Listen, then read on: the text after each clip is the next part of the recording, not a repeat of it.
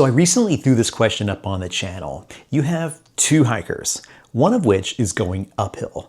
The other one is traveling downhill. Their paths are about to converge. My question to you guys, which of those two hikers should technically yield to the other by stepping to the side of the trail to allow the other to pass? If you answer the downhill hiker should step to the side to allow the uphill hiker to pass, you would be correct, and here's why. The uphill hiker has a certain energy and momentum that they're trying to maintain as they push upward. The downhill hiker needs only to slow to a stop and just steps to the side of the trail. The only caveat to this would be if by stepping to the side of the trail, it would put the downhill hiker at some sort of risk, or if they're physically unable to step to the side. For instance, there could be a fallen tree on one side and a boulder on the other. That would be the caveat.